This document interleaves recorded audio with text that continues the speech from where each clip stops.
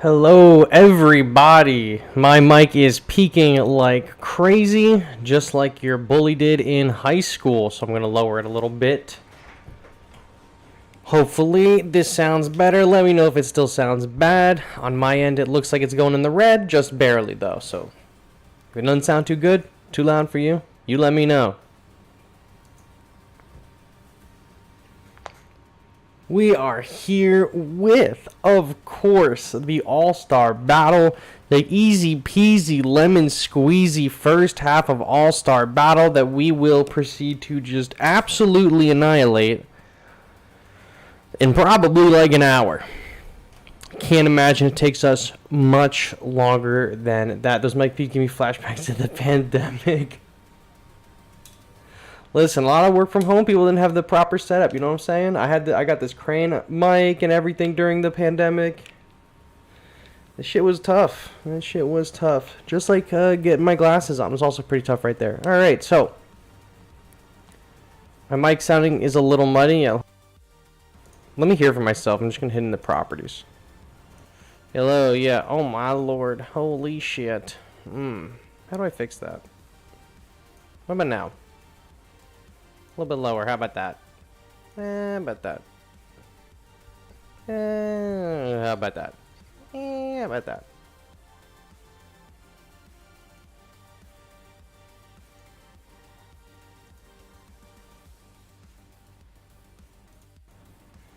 EQ it? Yeah, I don't know how to do that. I'm so tremendously bad at this that I don't even know how to do that. But I can go to filters. On the mic, I can add a filter to maybe noise suppression. I don't know if this sounds any better, but it is what it is, I guess. Don't know why it's happening, but it is happening. But let's just get into the battle then. Let's just get into it. I'm on Streamlabs, so if anyone knows how to do the EQ shit in Streamlabs, that's great. I don't know how to do it. Not my wheelhouse. But here's a pretty good spot for Monster X to get some kills. I'd imagine, right? The crystals count, so we can at least get 3 right there, right?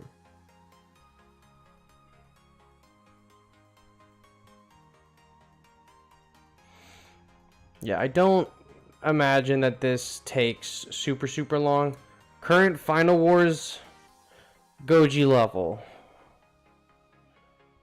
My Final Wars Godzilla is level 8 or 9 right now. Friend Battles is probably going to be a no on that one.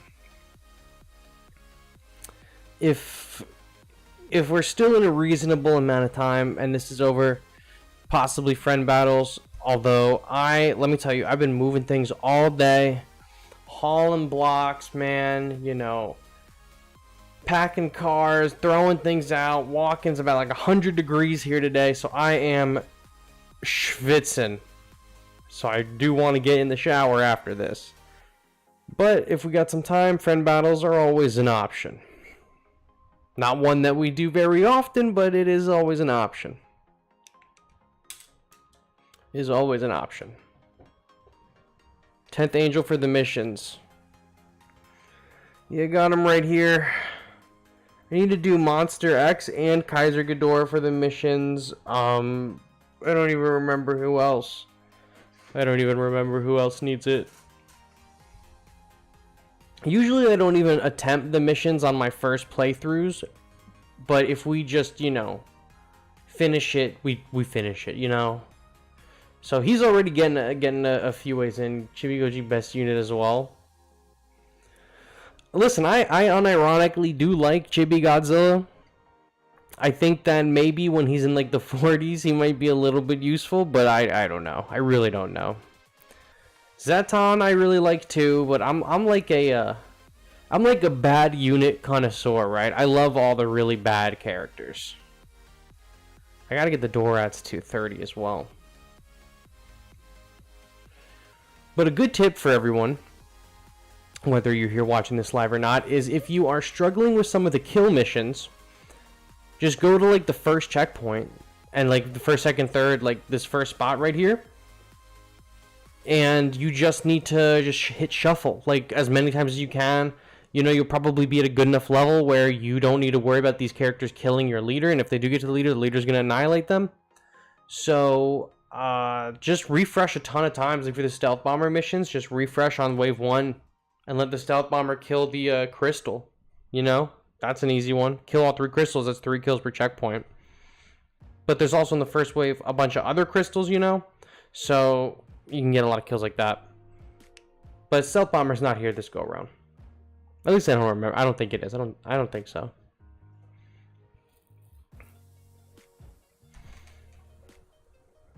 No, don't want that. Toho to refresh stealth bomber stats. Stealth bomber doesn't even need a stat adjustment. It just needs to be able to go invisible like Naranga, and then it's good. Or at least it's decent. It'll be better, right? The fact that it can get all the way to the end. You play it for 5. I mean, it could have a cost reduction, would be pretty good. But you play it for 5, and from you to the enemy leader, it has no defense. It's all offense. But it can't even attack anything except the leader, so it's just going to go down pretty quickly, right? If it was invisible and couldn't be down before it reached the leader, that would be ideal. Or if it was like a 2 or a 3 cost and you could just kind of spam it, that would also probably be pretty good. I'm not gonna lie. You think Final Wars Godzilla would be a better leader if he had knockback? You know, I agree there. If they let him do his knockback every time he kicks something around or tailspun, that would be great because Kamen Rider leader will knock back the flyers, right? So there's no reason that Final Wars Godzilla can't knock back the ground units or the flyers as well, you know? Could have been good. We could have had something great there. But we didn't. There's the stealth bomber. There's our friend. Watch this. Bonk. A-tier unit. A-tier unit. Yeah, Violet, what's going on? What is going on? I guess we got the Markalite cannon. We got the farming the M-Boss. We're chilling. We're chilling. Make Gigan run with his buzzsaw active so he deals cheap damage to anything in front of him. Also could be good. I know for a long time that's what a lot of people have been saying that they would like to see as a fix for Gigan is to have him run with the buzzsaw out. I mean, listen, if the 2 Shin Godzilla preforms can already do damage when they touch something, right? Why can't Gigan?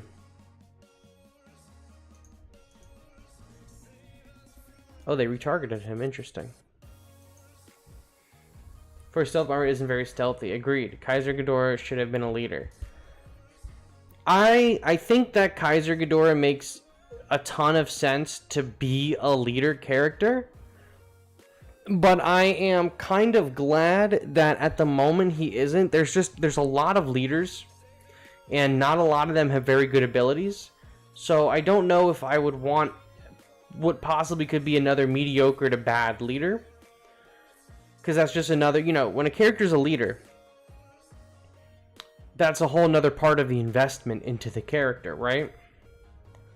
Because if they're a good unit and a bad leader, you never use them for their leader. But if they're a good leader and a decent unit, you know, it makes it even an even better investment. They normally, if they're a leader and if they're a leader and they're a terrible leader but they're a really good unit like Batra, they have to be good enough to warrant like you wanting to take them up without the leader being a concern. But there are some characters in this game that are just like ass all around, you know? So Kaiser Ghidorah I think is pretty decent, but I don't think he's the best. And maybe as a leader he would be a lot better. But I don't know. And you know, opposite argument, sometimes being a leader gives characters a second wind, right? People still don't really use Gigan 72 outside of the 4th Angel strat or like pushing a GD9 or something, but he's like a decent to bad unit but a really good leader, right? So also being a leader could like provide a new life for a character that might otherwise not have had it, which is also something that we like to see. But If your favorite character isn't a leader yet, don't give out hope, because they have readjusted characters in the past and made them into leaders. For those of you who are newer players who don't know, or for those of you who don't remember, Ultima was not always a leader, Fire Rodan was not always a leader, King Ghidorah was not always a leader. They got changed during Mecha King Ghidorah's edition. 3 of them became leaders. And then in December of last year, 2022, Hedorah and Ghidorah became leaders. So they have gone back and readjusted units into leaders. What's his name also got changed to a leader? G21. I believe G21 was not always a leader, and they changed him as well. In January, whenever Mechagodzilla came out, end of December, the beginning of January. So if you have a favorite unit and it's not a leader, they could someday be a leader. What is the best Ghidorah in the game? I think King Ghidorah is the best. Oh my god. King Ghidorah 2019, I think, is the best of the Ghidorahs. I don't even think that's a question. I think that 2019 is the best Ghidorah. He doesn't need to evolve. He has crazy stats. He's stun immune, and he gives a perpetual damage boost. Hands down Ghidorah from the Monsterverse 2019, Monster Zero, whatever you want to call him. Hands down, he is the better of the Ghidorahs. Ghidorah has really good piercing. The on-spawn stun and burn is really good. The stun on spawn is decent. The burn is not that great. And regular King Ghidorah is okay, and Mecha King Ghidorah is only 69 more damage stronger than King Ghidorah, and that's about the only stat difference that they share. So I think in order of King Ghidorahs in this game, I think that regular King Ghidorah from the Heisei is the worst. Then I think it's Mecha Ghidorah. Then I think it's Kaiser. Then it's Monster X. Then it's Ghidorah. And then it's Ghidorah 2019. I think that's probably how I would order which Ghidorahs are the best in this game.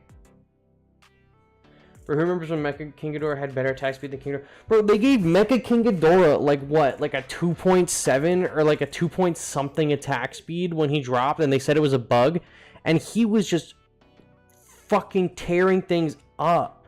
Like, and King Ghidorah's had it rough, man. King Ghidorah started the game as what? A 7 cost, and then it was like an 8, and then it was a 6, and then the range was decreased, the range was increased, the damage was increased, the damage was decreased, the attack speed was reduced on the evolution, and then it became reversed. Like, King Ghidorah probably has the most changes out of any character in this game. Like, the base King Ghidorah probably has the most changes out of anybody. Maybe not. I think it might be close between base Ghidorah, Shin Godzilla, and Destroya. Wouldn't the Dorats technically count as a Ghidorah? Oh yeah, I guess the Dorats do count as a Ghidorah. The Dorats are probably the worst, and then the rest of my list still stands. I think that's probably the best list of all the Ghidorahs. But I mean, if you ask everyone, they got probably things a little bit different. I bet if you ask TS Dragon, he would give you a different answer. If you gave Spence the question, Spence would probably tell you Ghidorah is the best. I mean, Ghidorah is really good, though. That's why I had him in second. But without a doubt, the best 2 of the Ghidorahs, I think, is 2019 and Ghidorah. Take your pick. I like 2019 a little bit more, though. Yeah, I remember somebody talking about how stacked level 4 Terrestrius was in like Season 2. Bro, my Terrestrius, I still don't have him at level 30. He might be the character that I got the most pieces for and then just never saw a piece from again. My Ultima is level 26. I would really like him to be my first level 30 4-star. I still don't have any 4-stars at level 30. Rank all the Final Wars units. Okay, I could do that for you. Kaiser Ghidorah, Monster X, Godzilla 2004, Gigan. Those are the best those are the best Final Wars units, in that order, from worst to best. Don't talk like that about the winged futuristic rats. Listen, I like the winged futuristic rats. I'm just trying to be realistic with you. Wow, this is a pretty... This could be a pretty good way for farming if you're like a newer player. I didn't say Kaiser was better than 2004. I went from worst to best. And Kaiser was the worst. Kaiser was the bottom. Kaiser, Monster X, Final Wars, Gigan. From worst to best. If you want from best to worst, Gigan, Godzilla, Monster X, Kaiser.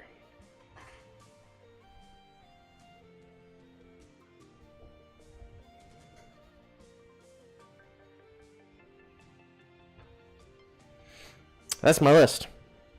There's personally rank it Monster Zero, Monster X, Kaiser, Des Ghidorah, Mecha King Ghidorah, Dorats, Heisei King Ghidorah. There's no way. I don't think Kaiser Ghidorah is better than Des Ghidorah.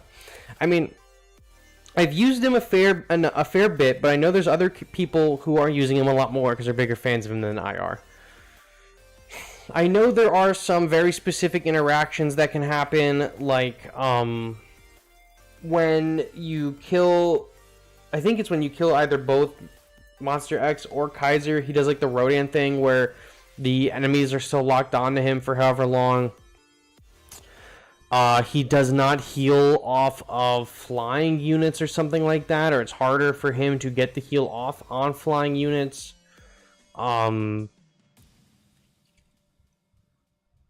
He does a lot of damage, but he can like damage and then move up and then hit. He like hits with long range, moves up a little bit, hits with long range, moves up a little bit, and then he's in the kill zone for the melee. And I think there could be a case of what's his name? Kaiser Ghidorah maybe being the top 3, but of the Ghidorahs.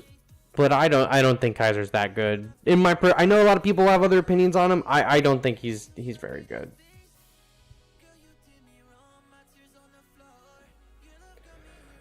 Kaiser's better than Duskin Fix, it seems. Hell, do GD9 damage if at close range. Interesting. Okay, what about Monsterverse units? Can I rank the Monsterverse units? I'll go from best to worst, so Mathematician doesn't have a stroke again. The best Monsterverse units to the worst Monsterverse units.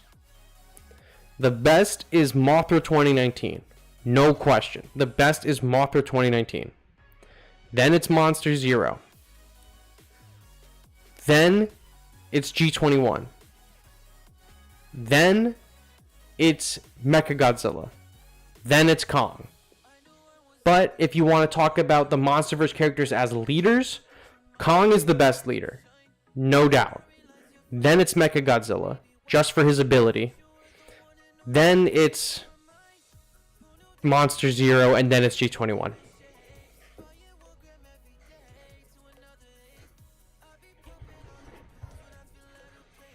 And the only reason for a unit that Mechagodzilla is higher up than Kong's, I think they're both atrocious, is that Mechagodzilla has those 3-pronged attacks that get stronger, and his missiles accidentally hit air. Kong is just a weaker version of G89. G21 is being the worst leader in game. If being the worst leader in the game was a job. Yeah, G21, I don't know what they were cooking with that, but single target leaders are already like on shaky ground, right? And the only thing that really saves a lot of single target attacking leaders is their abilities, and G21's is terrible. I think in the future, a really good leader will end up being Destroya, though. I know we're not talking about Destroya. But, I think Destroya as a leader in the future can be really good. And his ability is only bad right now because he does not have a very good selection of characters to buff. Like, Kong's leader ability is really good. G89's is really good. Biolante's is really good because they have a large section or like a large portion of really good characters that can all receive their boost. Destroyers doesn't really have a ton of that. So it makes his effectively worse because the units that he affects are not as good as the units that some of the other leaders will affect.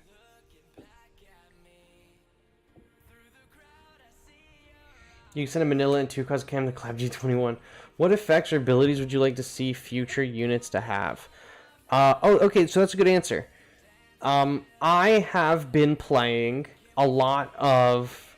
this is an Apple exclusive game. It used to be Apple Arcade only, but I think now it's just in general use. Transformers Tactical Arena. It's just like Battleline and Clash Royale, except with Transformers. And I've been playing a lot of that recently. One of the abilities in that game that I really like is Soundwave. Not only is Soundwave one of my favorite Transformers, but if not my favorite, but Soundwave in the game, you know how he has the cassette tapes? He has like Rumble, Ravage, Laserbeak. There's some others I don't remember off the top of my head. What he does is Soundwave can attack air units and ground units and facilities and bases. He can attack everything from medium range. And the longer he's alive, the more of the cassettes he can produce. So you drop him and, 5 seconds after he's on the field, Rumble pops out.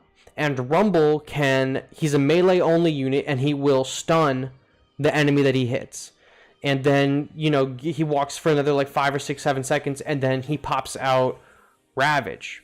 And Ravage is a melee attacker where he like pounces on some of the other characters and he does like melee damage. I think he can also maybe shoot if he's far enough away.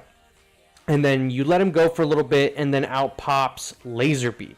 And Laserbeak is a flying unit that can shoot flying and ground units. Really solid. Like that, he's a really good unit. He is a character that is also a unit producing facility. He walks up the field. He can do damage with your pushes, even without any of the mini bots or mini cons or whatever they're called. But he also will pop out other characters with unique abilities on the field. So I would like to see something like that in this game. I don't know what kind of character would be able to facilitate something like that. Off the top of my head, if I had to guess, I would say maybe like the Argo from King of the Monsters. And since now we've seen King of the Monsters characters, Argo is on the table. Maybe the Argo is like a really slow moving stealth bomber and it like comes up and then it deploys like the Vulture helicopters off the side. I'm not saying that it has to deploy all kinds of like mini characters, right? But just like a unit that can help facilitate your push and attack units on the field that also spawns it. Like a facility that can be used in a push and spawns things. Soundwave moves forward, he can fight, he can hold his own by himself, but he also deploys the mini-cons to help out your team, and if you don't take out the mini-cons in time, he's a 5 cost, and he ends up being 4 characters. You play 5 costs for Soundwave, and then you get Rumble, Ravage, Laserbeak in that order. That's really good. That's really good for a 5 cost, right? So something like that in this game, like Argo for 5 cost, it can, shoot units and move slowly with your push, but then every, like, maybe 5 seconds, like how Space Godzilla makes crystals, maybe the Argo can make, like, helicopters or something. Just a thought. What about the kaiju from Rebirth of Mothra 2 that shoots the starfish things? I haven't seen the Rebirth of Mothra 2, but I know what you're talking about. That could work as well. But I still understand how just an actual B2 is in a Godzilla game because B2 bombers exist IRL. The B2 that's in this game is the B2 bombers from Shin Godzilla. So it's still like a character from the Godzilla movies while also being a real military vehicle because in the Godzilla franchise, there's real military vehicles. If you could bring a new unit to each collaboration, Monsterverse, Ultraman, Evangelion, Kamen Rider, what would it be? For the Monsterverse, if I could bring a Monsterverse character to this game that wasn't in here yet, I would probably bring... I would probably bring Behemoth. I'm not going to say Rodan because I feel like Rodan is inevitable. But I'm going to say Behemoth or the Muto pair. I think the Mutos could be good. From Ultraman, I don't know a ton of Ultraman characters, but I've always liked Red King. Red King, I would like to see come into the game. Maybe Alien Balton could be good, or what's his name? He's the spiky Bemular. I think his name is Bemular. Is like a spiky dinosaur, but in the anime he's like a mecha dude. Bemular could be cool. From Evangelion, I would like to see Unit 13 or Ramiel. I think that Ramiel's the name of the big diamond, because I think the big diamond would be funny. And I don't know a lot about Kamen Rider, and I don't want to get into specifics of Shin Kamen Rider. I know some things about it. I never went and saw the movie, but I'm gonna watch it this month. I guess next week or the week after when it comes on Amazon. But I know there's a Kamen Rider that his like transform, like the belt that he has to transform is like a wine bottle. And I think that's pretty sick. I don't know his name. I don't remember what Kamen Rider show it's from. I just know that he like does like the wine. He like takes his like a cork out, or like not a cork, but like the wine, the cork remover, and he like slots it into his belt and twists it and pulls it, and he becomes like a wine Kamen Rider. I like him. That's pretty cool. I'd like to see him come to the game. What fan-made kaiju would I add? I don't know any fan-made kaijus for Godzilla. I don't really... I never was like very big into like reading fan fictions or like fan stories.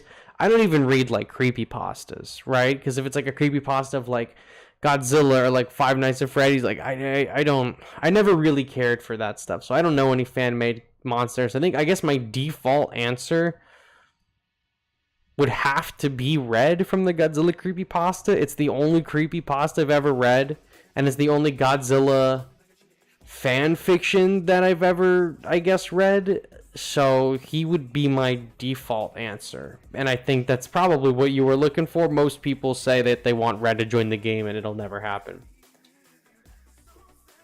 The Skull Island anime, thinking on Netflix, have I seen it? I watched it all in about a day. I don't think it's terrible.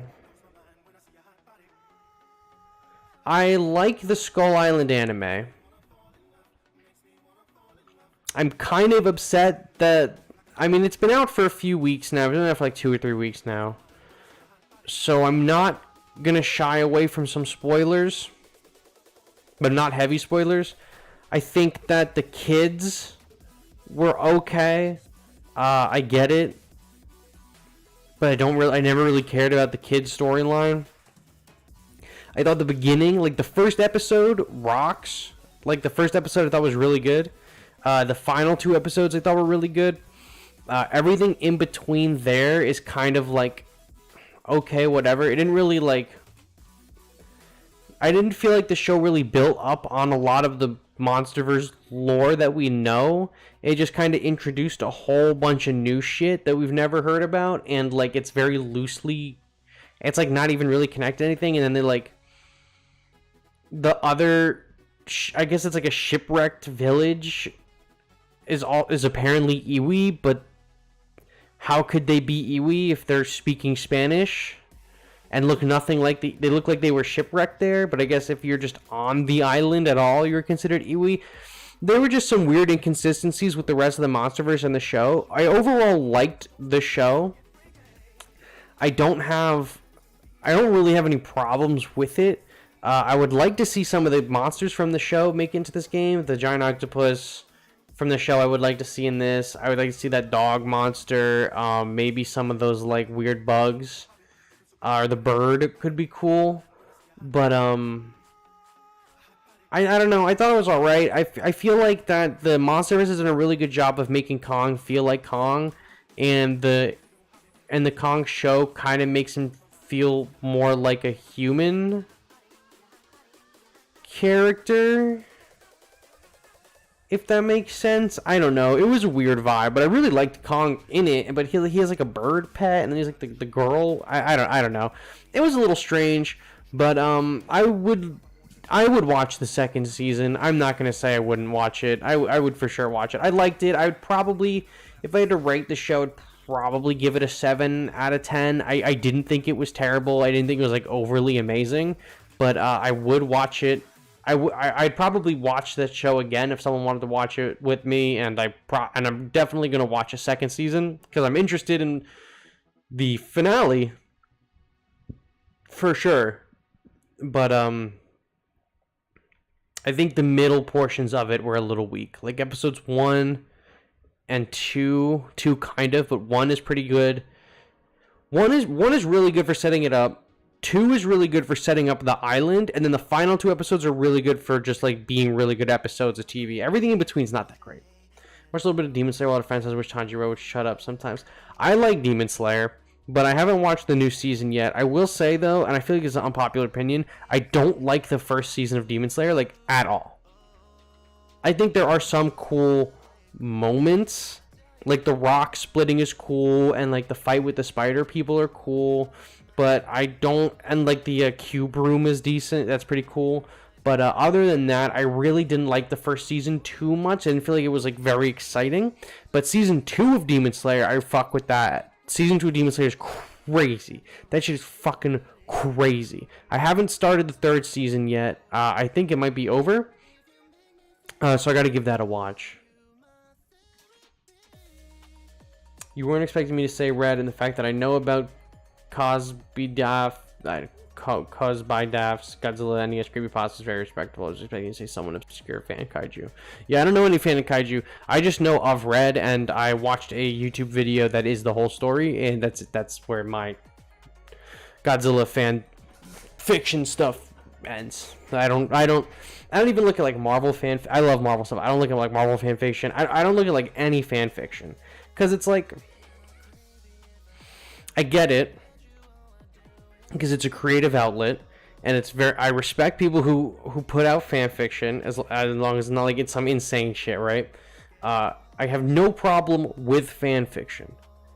It's just not for me. Like if I'm gonna read something about characters I enjoy, I'm gonna read something that's like canon or like impactful to their stories, like their actual stories. I'm not really going to divert into like fan fiction and like fan theories to like either give me like confirmation bias on something I like in a character or what. I just like let the writers do what their thing is, you know.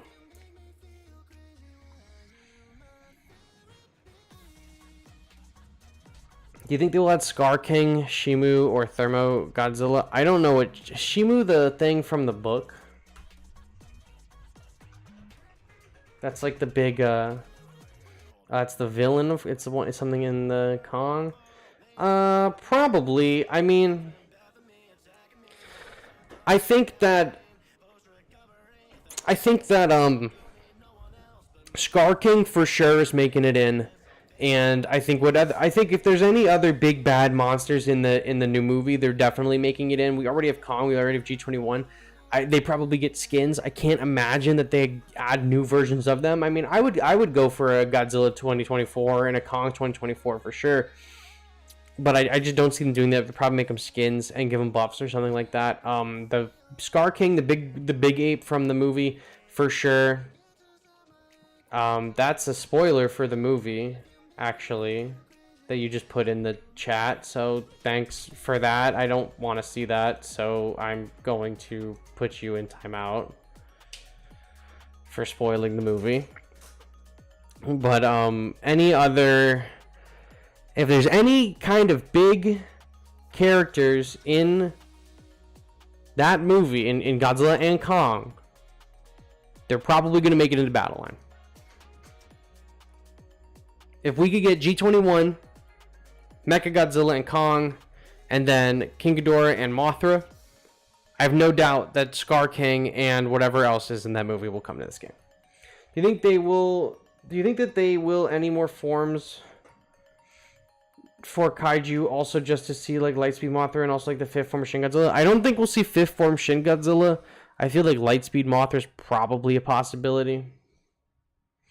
You'd love to see TMF for the Monsterverse comics, so I know it isn't going to happen, but it'd be awesome. Honestly, I don't think anything is off the table for Monsterverse stuff anymore because of the the King of the Monsters characters, but I feel like they will at least have to appear in the movies for them to be added into this game. I don't think things from the comics would make it in unless it was from a Toho published comic, maybe like IDW, but even that's a stretch. You think the next month is going to be a collab unit or a Godzilla unit? I don't know. I think next month will probably end up being Kamen Rider collab. If I had to wager a guess, there's a second one. Butters. Gamera was not planned to be in King of the Monsters. They used him in the concept art to fill the spot of a monster that they didn't know which monster that they were going to use.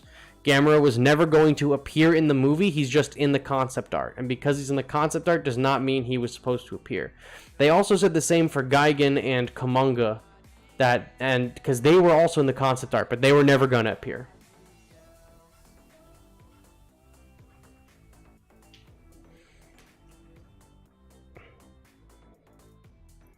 It makes sense of why Shin got frozen, but should Lightspeed be a separate unit or an evolution to a Mothra? Isn't Lightspeed a evolution of Leo? I feel like if they were to change Leo, they would give him an evolution, and then they would just make him worse, right? I mean, they could make him better, but...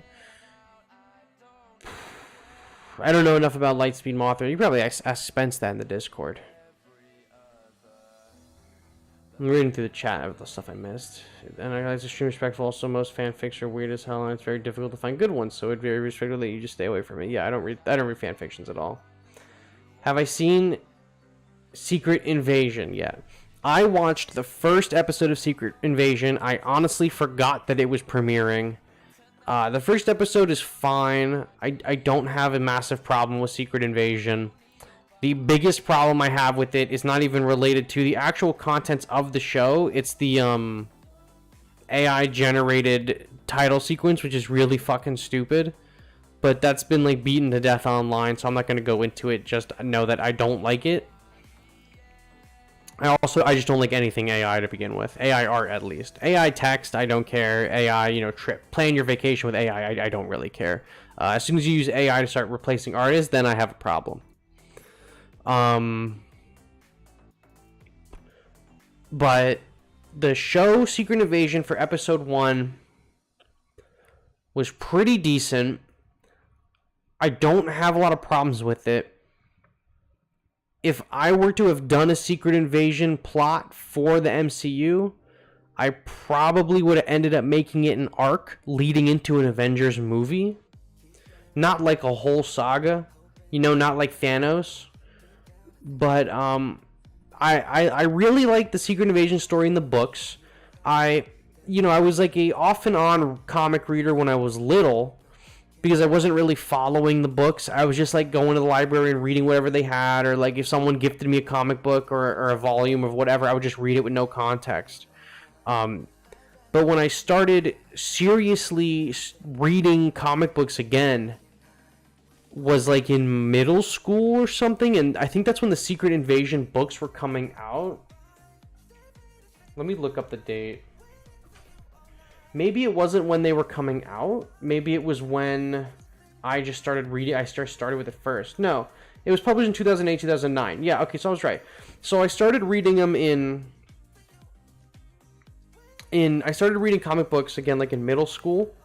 And that's when Secret Invasion was out. So I hopped back into Marvel Comics during the original Secret Invasion run. And I really liked it because I was like, oh, all these superheroes that I know and I love, some of them are Skrulls, some of them are not, and I can't tell who's who. And the arc was really decent, and the finale is pretty good, but I also could have like rose-tinted glasses, like blindness, because I was young when I started reading it, so I have nostalgia for it. And then Earth's Mightiest Heroes was premiering around a similar time frame, I think maybe like a year, 2 years after. And they did a Secret Invasion arc in Earth's Mightiest Heroes that's really, really good. The Secret Invasion show is fine. The first episode was pretty good. I gotta go watch episodes 2 and 3. I have a feeling they're going to set up Super Skrulls or something like that. I can't imagine they don't do a Super Skrull at some point. If not now, they'll do it with the Fantastic Four. But my main problem is I don't really care about anyone in the show. Like I don't really care about Talos. I like Nick Fury. I like Maria Hill. Those are the only the only three characters that I know, and I don't care about one of them, which is Talos. If the Secret Wars was maybe like, I don't know, maybe like 4 movies of the MCU kind of vaguely had Skrulls start getting involved, and like, you know, say in one movie, the end stinger is the Skrull, like someone like from that movie transforms into a Skrull, and then the next movie it's like getting more uncovered, and then the next movie it's getting a little bit more uncovered, and there's like a crossover movie where they like deal with it with some of the heroes, and like some other heroes are Skrulls, some others are not. That would have been fine with me. I'm not saying that Secret Invasion needed to be a movie or the whole, like the whole arc. I think maybe if it was like a succession of movies with characters that I cared about, I would like it more. But because I have no problem with it also being a show, but because there's no characters in the show that I like care about, except for like Nick Fury in like any remote capacity, like I feel so indifferent about the going-ons of the show. I think the opening reveal of what's his name, the white guy from Black Panther, being a Skrull is cool, but I have no idea how long he's been a Skrull, and it's literally the first 5 minutes of the episode, so it's not a major spoiler. I'm interested to see where it goes. I honestly forgot it was airing. I gotta keep up with it. I gotta watch it. I love how because of Smiley we got Giant Octopus. Yes, you did. Love that. Proudest achievement. Do you think the MCU should bring back Aaron Taylor Johnson as Quicksilver? I don't care. I think that their time to bring him back as Quicksilver's probably passed. They did the bait and switch with the other Quicksilver. I can't imagine they do it again unless it's in Secret Wars. And then they could bring him back. I feel like they're just bringing back everyone. Maybe Deadpool brings back the other Quicksilver. But Aaron Taylor Johnson's Kraven looks like pretty decent. I like the Venom movies. I did not like Morbius. The Red Band trailer of Kraven, the action looks ridiculous, but the story looks terrible. So I am interested in the Kraven movie and Aaron Taylor Johnson as Kraven. I don't have extremely high hopes. But if they brought him back as the Quicksilver, I'm fine with that. I wouldn't care either way. I can't imagine he comes back except the Secret Wars. But if he comes back, he comes back. And that's okay with me at the end of the day. I was sad that they killed him off because of the X-Men thing. And then they ended up buying out the X-Men like 5 years later. So I was like, alright, well, that was nice. Now we don't have any Quicksilvers. But also, I don't know. I never cared about Quicksilver, Scarlet Witch in the books, really, either. You know, I only cared about Scarlet Witch post-MCU, right? I mean, Elizabeth Olsen, come on. But, I never really had a strong connection to either of them in the any media that I saw them. I never really cared about them. So I'm not going to sit here and pretend like they robbed me of a Quicksilver, because I didn't think Quicksilver was even remotely interesting until First Class. But that's just me. I know there's a lot of Quicksilver fans out there, and a lot of Scarlet Witch fans, a lot of new Scarlet Witch fans, not a lot of new Quicksilver fans. But he's all right. I don't have a real problem with him. Just a character that I never really paid too much attention to. Is what it is. It is what it is. I could sit here all day, talk Marvel with y'all all day. You think Bruce Banner and Rhodey could be a Skrull? That's a good one. I don't think Bruce Banner could be a Skrull, because I don't think a Skrull would have helped what's her name become She-Hulk, and via blood transfusion she would get Skrull DNA or blood, and I don't think that would work out.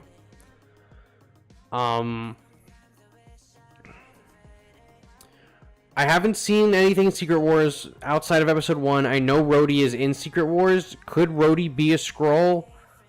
Probably, he seems like an easy candidate for Skrull. He's in the White House with the president. He's like an advisor.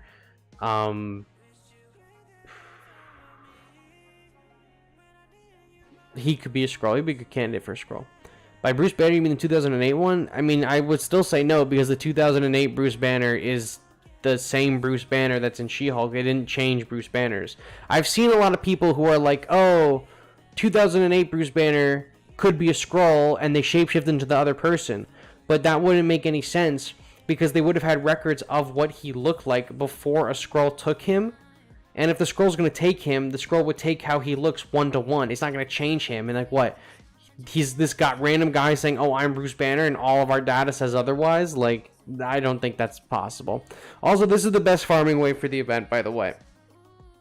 This is normally the best. I'm going to end up accidentally blowing through it because I wasn't paying attention.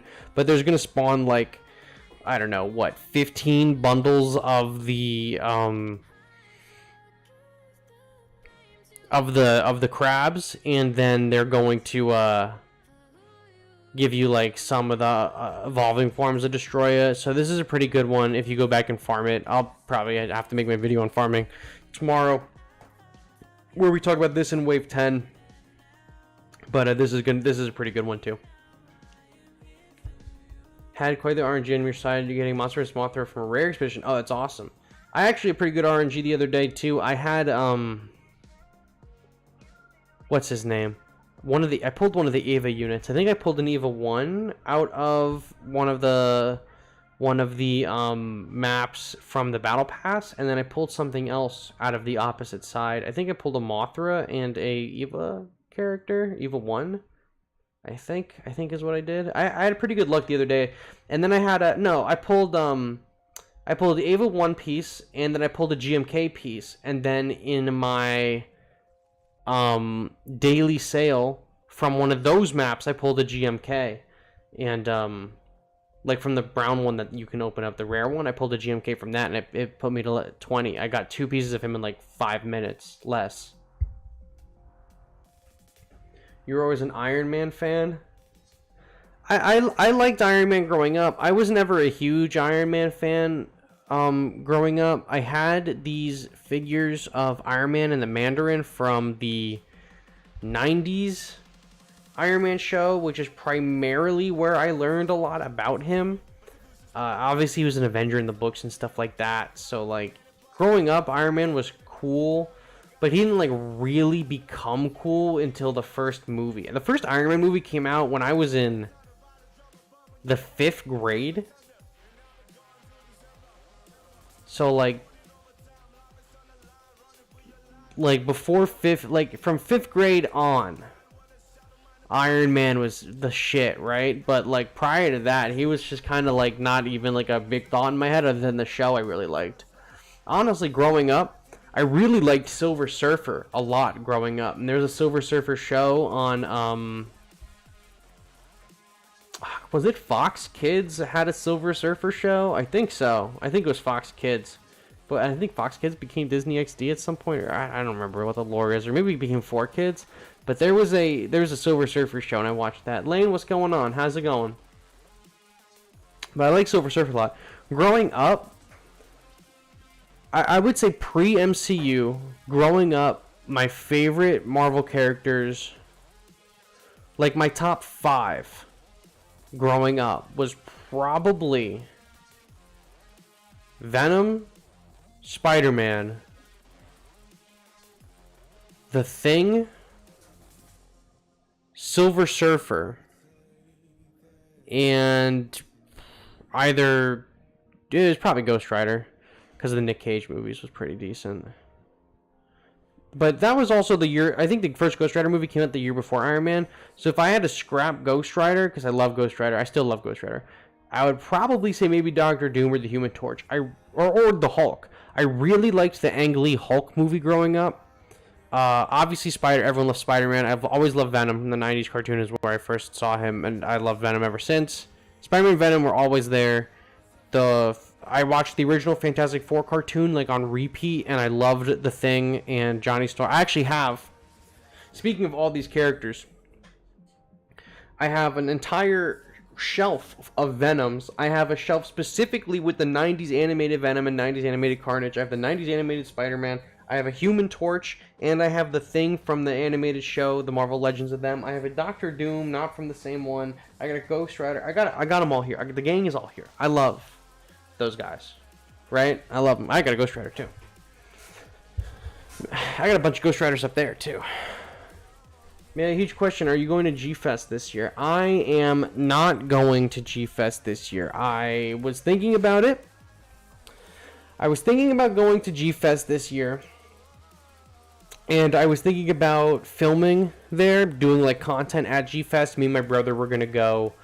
And, you know, just like film our day there and, you know, be like man on the street type stuff. And we were seriously considering it. But, he's younger, so he has a job for the summer, so he couldn't really take a lot of time off. I mean, I got a job too, but I have like pay time off. He is working at like a summer camp, so he did not have the time.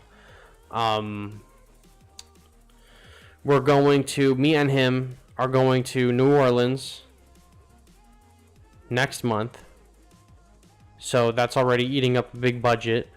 And then I'm also going away at the end of the year. I'm going out of the country, which also eats away at the travel budget.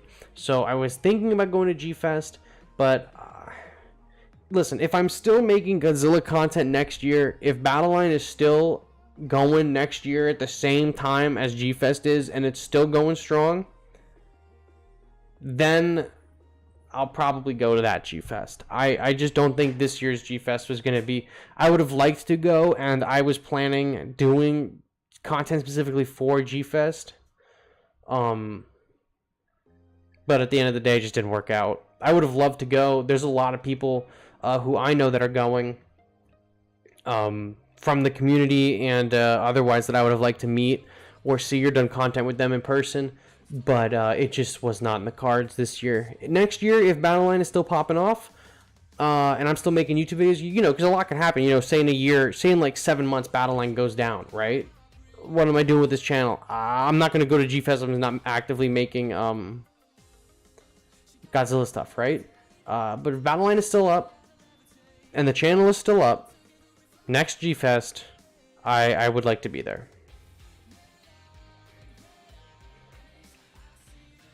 You love the 90s Hulk anime series, saw that on Disney XD back in the day. Yeah, I have that on DVD too.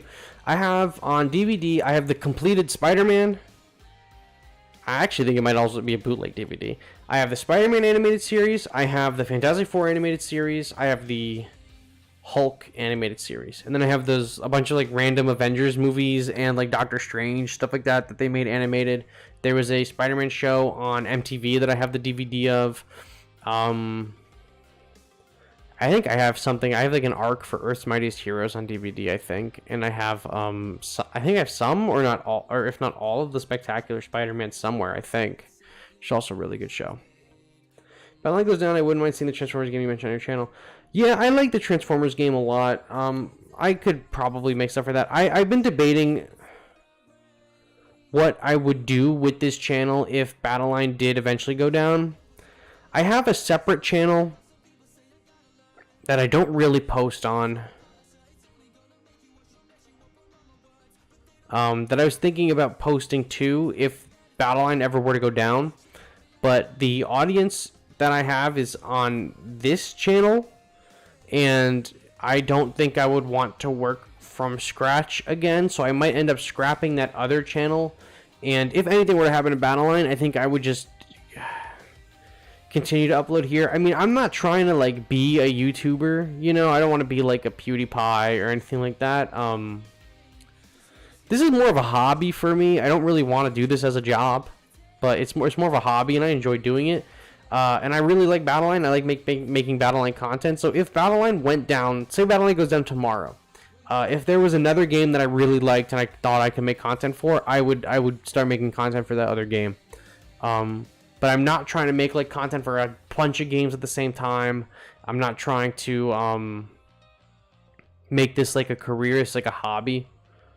But I would probably make some videos for the Transformers. If Battleline went down tonight, and there could be no more Godzilla Battleline starting tomorrow, you would probably see on this channel the Transformers Arena game, and you would probably see Marvel Snap. If Battleline goes down, the odds that I pivot to making content for some kind of Marvel game are extremely high. Before I was making Battleline content, I was making Marvel Strike Force content on Twitch. That's where I started making stuff. Right before the pandemic hit, I started streaming on Twitch. I was streaming Destiny PvP stuff regularly, and I was streaming Marvel Strike Force like every other night. I streamed some of the Pokemon games at the time. Sword and Shield were just coming out. I had streamed those. I was gonna stream Fire Emblem. I had streamed Tom Clancy Hero Shooter that was mobile. So I would probably continue to make content after Battleline. Most likely it would be Marvel related, I bet. Marvel game of some kind. Can you tell me what the best way to get Gigan 2004? Please. The best way to get Gigan 2004 is to... I mean, it's all RNG. There's no 100% way to get him at the moment.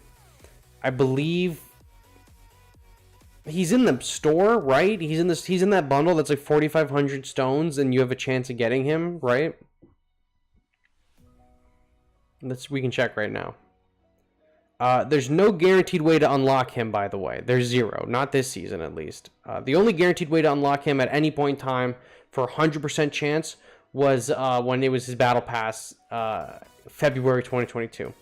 But with this deluxe pack, if you click on the offer ratio, you have a 16% chance of getting him.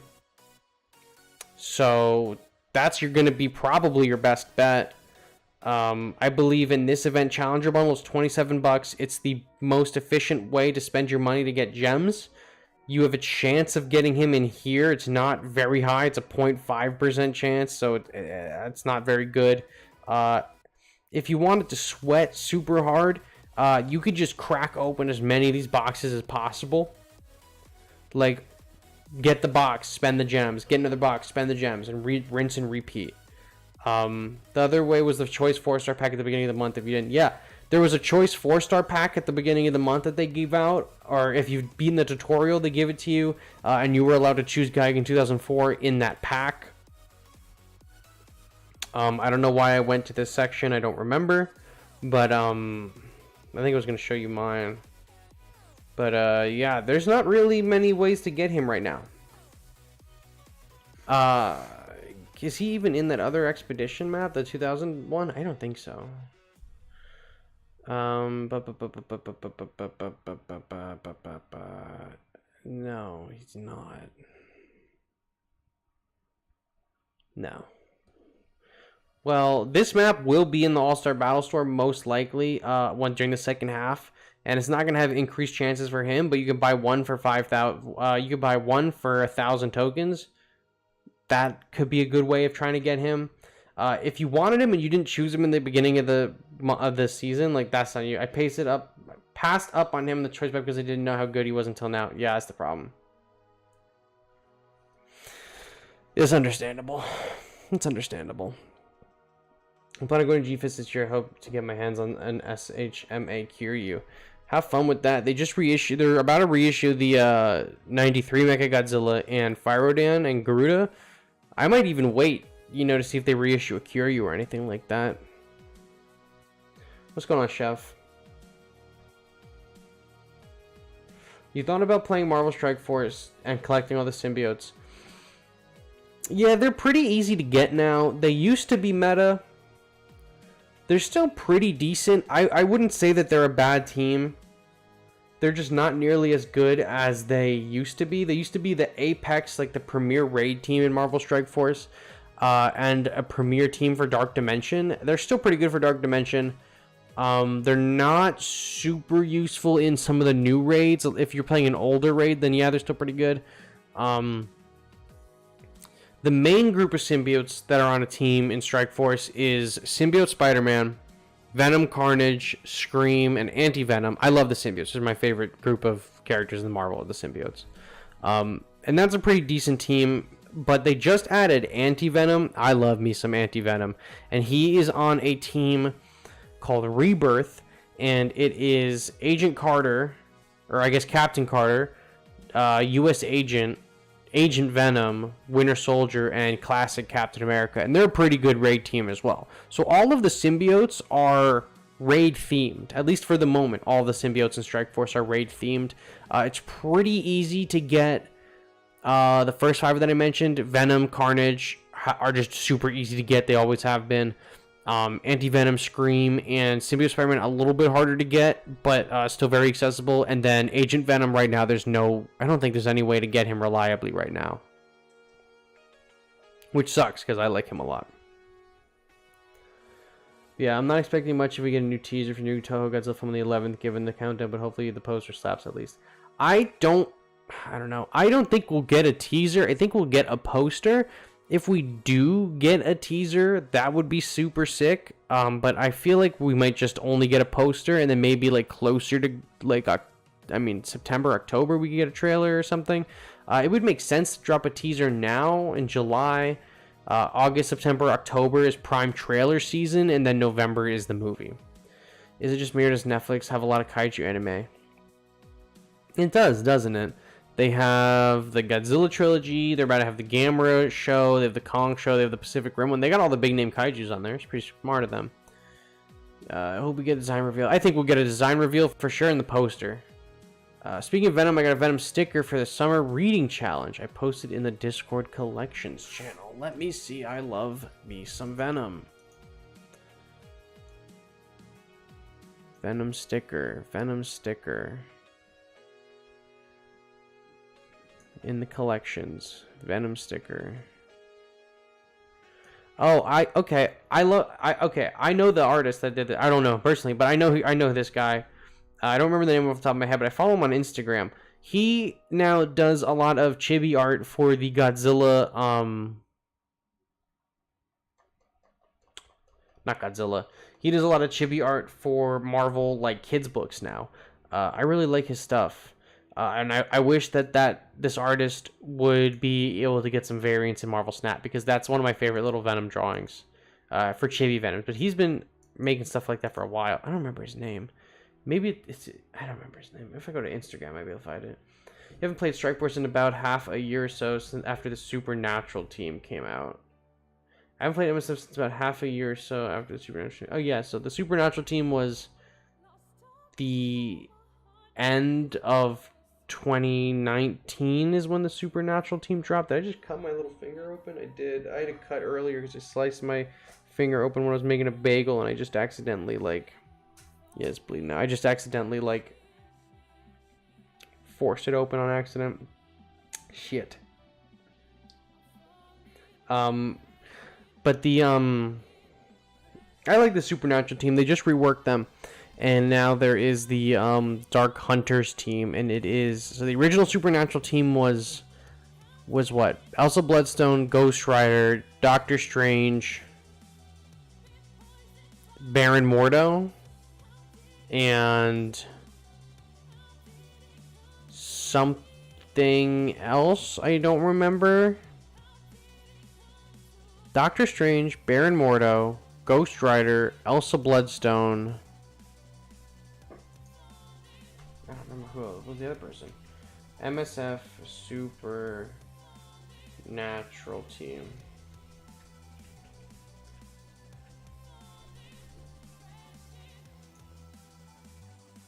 Scarlet Witch. Scarlet Witch was on that team.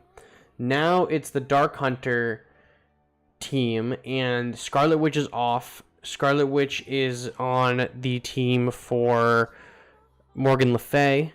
And it's the Darkhold, so it's Agatha Harkness, Scarlet Witch, Morgan Le Fay, Wong, and Doctor Strange from the What If show. The new Supernatural team is Morbius, Brother Voodoo, Ghost Rider, Elsa Bloodstone, Mordo. Regular Doctor Strange now is a homeless character in that game. He doesn't have a team at the moment. GBL is the Fortnite of kaiju games. I agree. They got all bunch of shit in here, and I would like to see more. Destroyer is kind of battleable because it doesn't have a lot of health, so it's not worth buying right now if it's level 1. Yeah, if you are choosing to unlock a character and you don't have Destroyer, I would maybe pass on Destroyer if you could put like a free choice into something else. But once you already have him unlocked, it's okay to invest in Destroyer because he's pretty good. Cool if MSF added other symbiotes like Scorn, Hybrid, or any of the other Life Foundation ones. I agree. I really like Hybrid in Marvel Avengers Alliance. There's like a whole Facebook game of Avengers Alliance. They added Hybrid. It was like their symbiotes were like Ancient Venom, who also then became regular Venom, Anti-Venom, Scream, and Hybrid.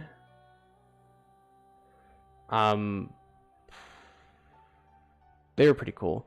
I wish Hybrid would come into the game at least. I kind of wish Hybrid would be in Marvel Snap, and I want it so if Hybrid gets destroyed, he spawns the other Life Foundation symbiotes on the field, and they all do something different or something like that. Kind of like, maybe like Thanos and the Infinity Stones. Like if you have Hybrid in the deck, you put him in, but you put him in the deck, but instead of him, it does like a Thanos effect where he gives you all the other characters, and he can only be played after you've placed all the other Life Foundation symbiotes. I think could be pretty cool.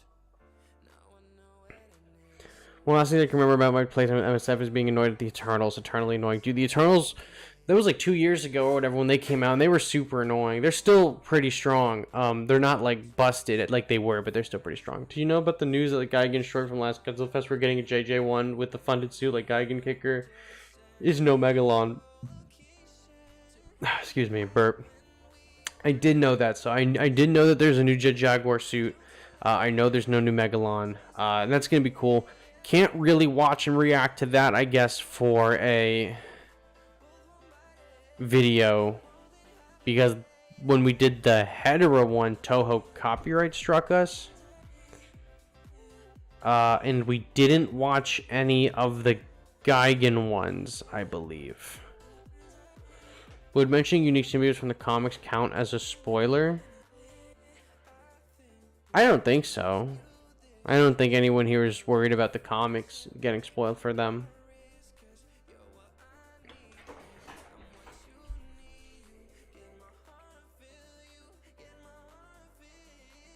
Because I'm really enjoying the new run of Venom post King in Black. I mean, King in Black was really good. It's hard to beat. I don't think this run is as good as King in Black was in the lead up to it, but this new run of Venom is pretty decent, showing like Bedlam and Meridius, and like showing that Venom is like like the symbiote's like an insane like god character is like ridiculous. I think it's cool though, since as it's either a character or skin for Scream would be cool. Oh, Silence, yeah, I like Silence. Silence, I wish that would. I don't like skins too much in some games, but I would like Silence to be her own character just because I like Andy and Mania. I'm having an FC Marathon on Disney Plus. They don't have Spider-Man No Way Home and Far From Home and Guardians of the Galaxy 3 are currently on Shang-Chi. Oh, I love doing a good Marvel marathon. I marathoned in high school before the Avengers came out. Oh, man, the Avengers movie came out my second year of high school. No, the Avengers came out my freshman year of high school. So before the Avengers came out, me and my friends binged all the Marvel movies up to that. Before Age of Ultron came out, we binged all of that. And that's kind of where that stopped because it started getting a lot to binge. I recorded that one like Geigen one by walking up super early, hitting record on OBS, a full stream, and of course the live action Geigen short resides on the archive and the header short still there. I may be the only one that thinks Earth Godzilla's overrated. If you have a good squad, by the time he actually gets to the opponent, the match is already over. If you have a good squad, by the time he actually gets to the opponent, the match is over. The point of Earth is not really to like get to the opponent. The point of Earth is to like soak up all the damage for your team, and you like escort him across. If he reaches the leader, that's a plus. But your enemy is gonna have to devote a ton of resources to stopping him, right? Really early in the game, Godzilla Earth is probably the one of, if not the best character, and even really late game, he's super good. He is super fucking good. He has so much health. It takes so much. It takes a ton to, up there he is, to stop him. and he'll just run through everything. I really like Earth a lot. I think he's a keeper for sure.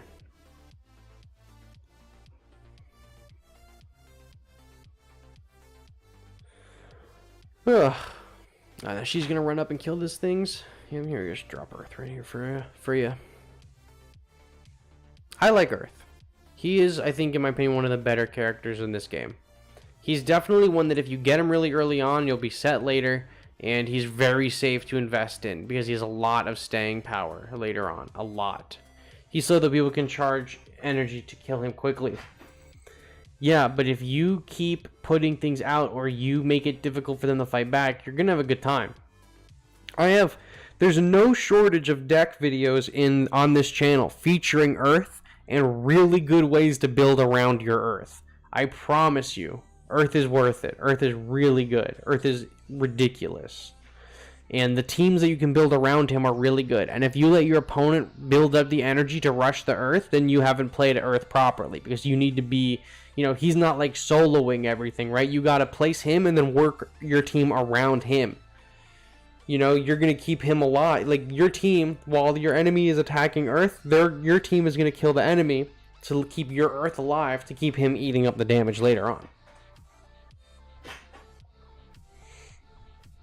Earth is really good. I like Earth a lot. I want to say like most of the deck videos, I think, on this channel even probably in some way or the other mention Godzilla Earth because he's just so applicable in like so many different scenarios.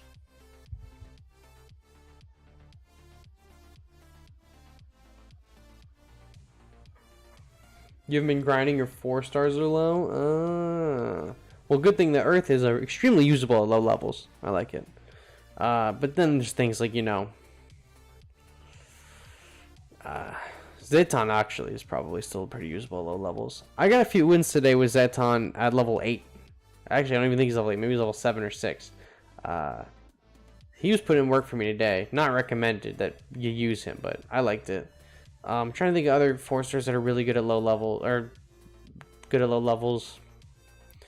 GMK is really good. Mothra 2019 is really good. Gigan 04 is pretty decent. Ultima is really good. Kiryu is decent. Kiryu only takes 2 people to kill Earth. I'd have to imagine you're facing some pretty low level Earths. Wait, I can unlock monsters, right? Because these are the last unit I need to complete your set. Yes, the monster, what are they called? King of the Monsters characters are still in the game. They're still in the game. You started putting your GMK in the Bomb Squad deck at 10? Yeah. I'm telling you. GMK in the Bomb Squad is still a really good deck. We have a deck guide on that. It seems like there's a few new players in the chat tonight.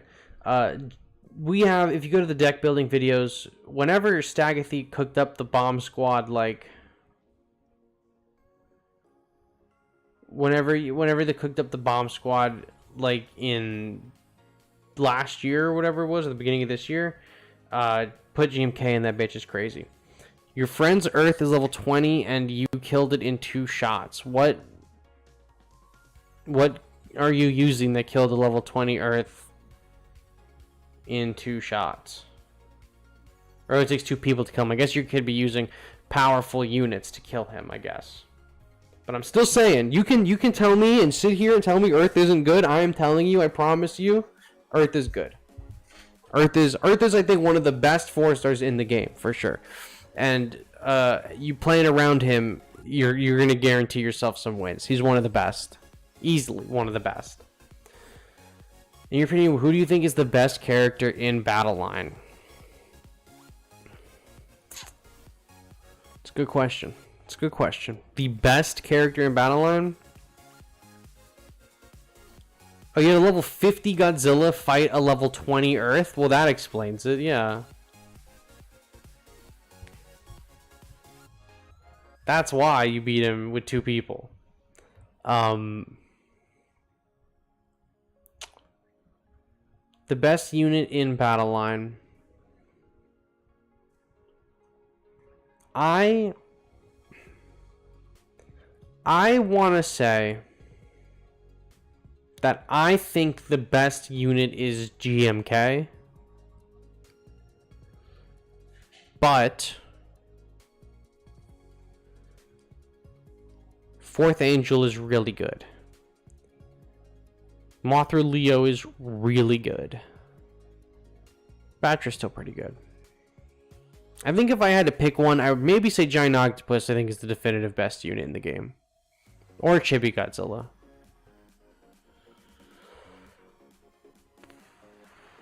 I'm thinking real hard at which one I think is maybe the best.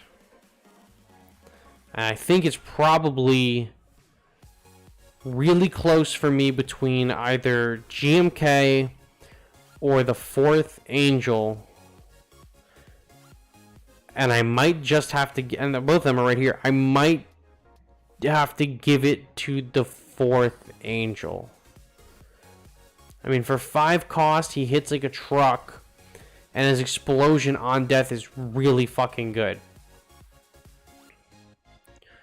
And GMK has a really good AoE, really nice health pool, really good damage pool, and the debuff on spawn and on death, which is also really, really good. But I think maybe the Fourth Angel, because you guarantee that explosion. So you guarantee that damage, and he's 1 energy cheaper.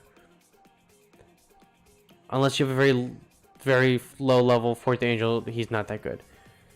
Yeah, he's not super good at the lower levels, but if you have him at like you know, 18 or 20, like, he's still pretty good. My Fourth Angel, I think, is 20 or 21, and he's phenomenal. And I've seen Administration once, and it's ridiculous. So Fourth Angel is probably my number 1 pick. Imagine if Fourth Angel actually hit air units as shown in his preview slideshow. Yeah, if he like the helicopters, that'd be ridiculous. They can make 10th Angel better by making his explosion bigger. I think the 10th Angel is already pretty good, even without the explosion being super big. Not the best unit, but he's certainly not the worst. I didn't really give him the time of day on last month's I think you really give him the time of day on last month's tier list. But this month's tier list, I'm going to have to go through it again because I have some opinions on 10th Angel. But I think probably the best 2 in the game is 4th Angel and GMK, and it's pretty close. And that's all the waves.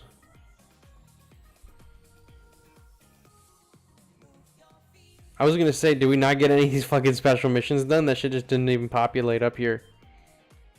Maybe real every time I get JJ 1973 straight up bad omen for me. That's fair. I mean, JJ 73 is not. Oh, there he is. Is not incredibly useful. Fourth Angel GMK is a good choice. Yeah, I mean, I feel like I feel like I would have had bias at the end of the day for GMK because GMK is one of my favorite movies, one of my favorite designs, or favorite Godzilla movies, I should say. But he turned out he was a really good unit, which is awesome. Arnev, to answer your question, the best wave to farm is 33. It has not changed for a few months. However, if you cannot get up to wave 33, or you're just looking for an easier challenge, wave 10 is pretty good. Wave 10 is pretty good. You can look at my characters too. See what my levels my guys are. Yeah, I was wrong. My 4th Angel is level 25. Oh, yeah, this is the team I've been using in the arena, by the way. There's gonna be. This is not my team. This is from Ale Enchilada. If you fought them, I think it's Enchilada. I could just have messed up the entire name. Sorry, Ale. I know the first part is Ale. I hope I got the last part of it right. Yeah, it is Ale Enchiladas. This is a deck from Ale Enchiladas, and he was running, or they, I don't know if it's a guy or a girl, they were running this deck because they were doing a Zeton challenge, and it actually kind of slaps. So there will be a video on this one, but this is the deck I've been using, just for today. GMK is the best, not even close. I think the Fourth Angel is probably the best, but GMK is like very, very, very close second. Like very close second. You said Kamen Rider. Kamen Rider's how they should have made 73 for Ghidorah. I agree. What are your thoughts on who's the best leader? I think for the best leader,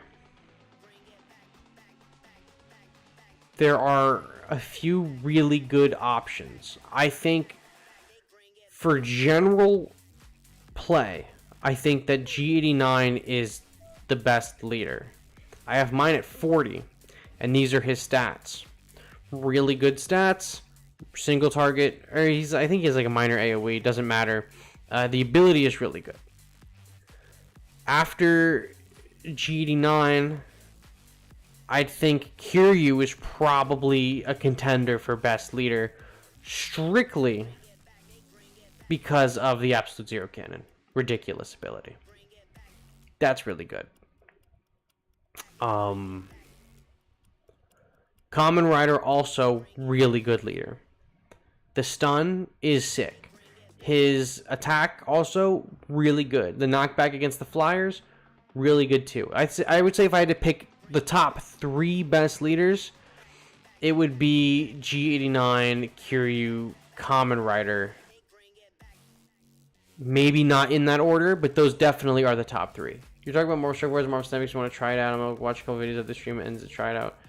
Yeah, Marvel, okay, I'll tell you this real quick before you try Marvel Strike Force. Marvel Strike Force takes a lot to get into. It's been out for now 5 years. There's a ton of shit in that game, and it is really grindy, and the devs are really bad about hooking up the players. Marvel Snap, way easier to get into. I'd recommend trying Marvel Snap. How do you get your GMK so high? Mine is only level 4. GMATs, baby. GMATs. My GMK was level 15 until about 4 or 5 days ago when I brought him to 19, and then like 2 days ago I just randomly was able to get 2 pieces for him back to back, and now he is level 20, and he is a fucking menace, dude. He is crazy at level 20. He's really good. He's really, really good at level 20. These are his stats. So his damage, I feel like could be higher, but that AoE that he has is really good. His health is really good. GMK is a monster. Marvel went down a huge cliff after Tony died. I mean, that's the movies. I mean, and I still don't even think that the stuff post Endgame is that bad. I have a pretty solid opinions on all the Marvel stuff. You can say I'm biased because Marvel's outside of Godzilla. Marvel's like the other thing that I'm like big on. But I don't really think that the Marvel stuff post Endgame is any different from than some of the Marvel stuff pre Endgame.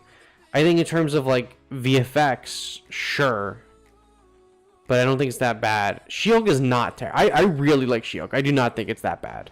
She-Hulk is pretty good. She-Hulk is the closest thing any of these MCU things have gone to reaching actual levels of being a comic book. Like She-Hulk and Deadpool. Could be some cringe at time, but overall I'd liked She-Hulk. I would probably give it like a 7 out of 10. I have no complaints really about She-Hulk. I think the story was like kind of all over the place. I maybe would have liked it if it was an extra 2 or 3 episodes, but other than that, I thought it was pretty good. They're using El Enchilada's deck. This is, yeah, okay, so this is El Enchilada's deck. I have been using it, but I'm not using it right now, or in the stream, but yeah. If Ancient One, Yondu, and Quicksilver survived, do you think they would have been useful? The Ancient One, yes. Yondu and Quicksilver, probably not. Oh my god.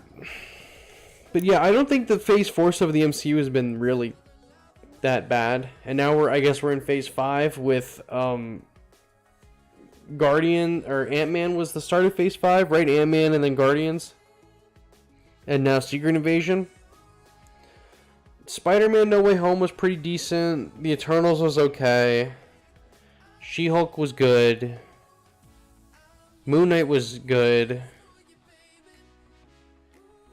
Miss Marvel was pretty good. I'm trying to think of the other shows. Loki was really good. Shang-Chi was really good. Black Panther was pretty good. Am I missing something? Phase 4 MCU.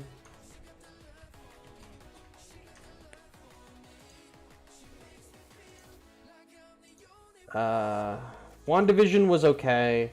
Falcon and the Winter Soldier is okay. Loki was pretty good. What If is okay. Miss Marvel is pretty good. Hawkeye is good. She-Hulk is good. Moon Knight is decent to good. Secret Invasion so far, the one episode I've watched has been alright. The Groot thing, the Groot show is whatever. The Guardians of the Holiday Special is really good.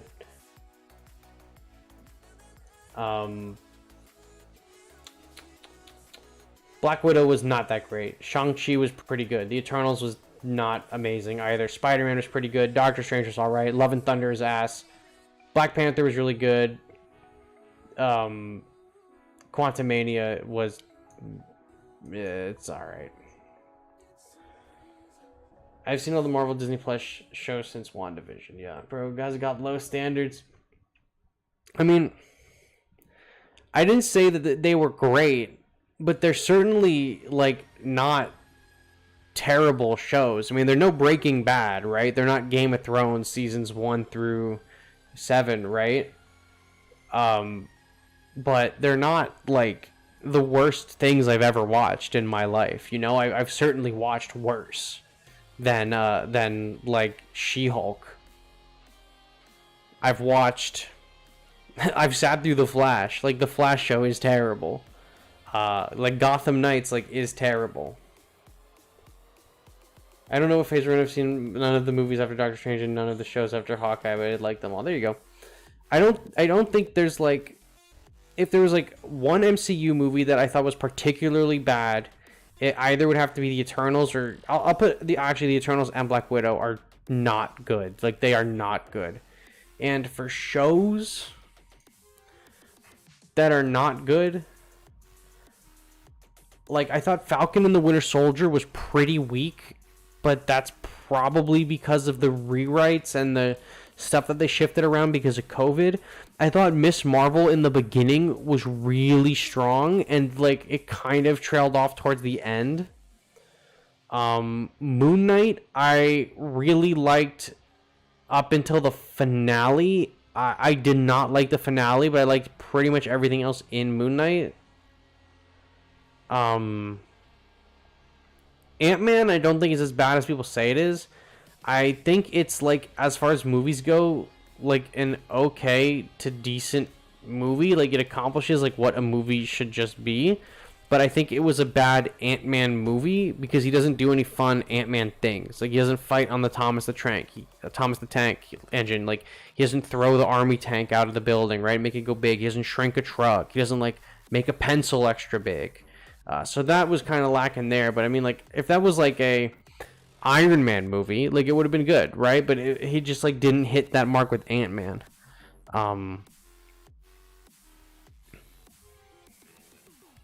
It's extremely valid to say a lot of the MCU stuff post-Endgame hasn't been up to par with some of the other stuff pre-Endgame, which is valid.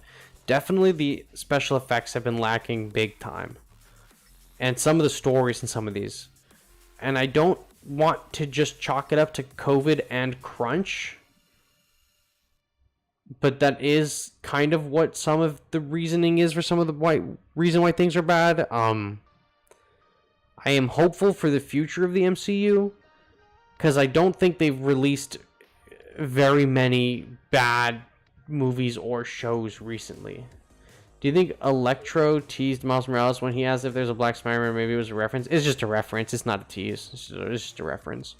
Guardians of the Galaxy 3 is your favorite Marvel movie in your opinion? Yeah, Guardians of the Galaxy 3 is a fucking banger, dude. That movie's really good.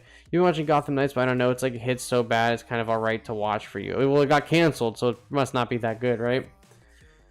Love and Thunder is terrible. Fallen Pros. Love and Thunder is terrible. It is bad. It is not a good movie.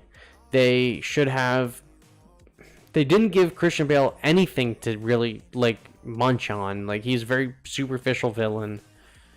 The Jane stuff was alright. It feels like they tried to go in a lot of... It feels like they struck, pun intended, lightning with Ragnarok. And they just wanted to replicate the lightning in a bottle a second time. And, like, they definitely phoned it in. It was not good. Like, I literally, it's the only MCU movie I ever wanted to walk out of, like, in the middle of. I feel like they put too much together in a short time, and I've got no grudge to the content I saw. Just maybe space it out a little bit more. That's fair. But I really liked some of the designs and stuff in Ragnarok. I thought a lot of stuff in, or not Ragnarok, Love and Thunder was cool. There's some things that I really liked. I love Hercules. I always have loved Hercules. He's in Love and Thunder. That's cool. I thought overall the movie is terrible. But I don't know if it's worse than like Black Widow. Black Widow, I really did not like Black Widow. I love Taskmaster, and I don't know. I feel like some Black Widow had. I honestly feel like I would watch Black Widow again over Thor. Thor might actually have been the worst Marvel movie so far. What happened to Surtur after Ragnarok? He is chilling, right? He just like goes away. They didn't bother bringing in Beta Ray Bill, who was teased in, I think, in Ragnarok, and even then, like, still, yeah, he is teased in Ragnarok. Beta Ray Bill is on the Collector's, or not the Collector, the Grandmaster's Tower in Ragnarok. So is By Beast and Man Thing. Also, Werewolf by Night is fucking awesome, by the way. That's probably one of my favorite MCU things to come out since Endgame. But, we've been doing this for a little bit now. Storm for Love and Thunder was good. They just played it for bad. Yeah, it is pretty bad. It could have been a lot better. I think they should have either focused on the story between him and Jane, or they should have focused on the gore stuff, but not mixed it. We go with level 20 GMK with G materials. Let's go with such guys heroes and villain over the years. Yeah, I mean, that's accurate. Alright. I am going to call it here. This was fun. I'm losing my voice. I can feel it, and I still have to shower. So I'm leaving you with this teaser deck by El Enchiladas, and I'm going to make a video on it at some point, and I guess this weekend also, because you do not get stuff over 4th of July holiday, I will probably, tomorrow's video is most likely going to be stuff to farm, and then if there is a video on Sunday, it will be about this deck, and if not, then this deck is probably going to be Monday's video. So that's all I got for you. Thank you so much for watching. You want to talk more Marvel stuff, I'll probably be in the Discord. So that's what I got. And I will catch you guys all in the next one. Bye-bye.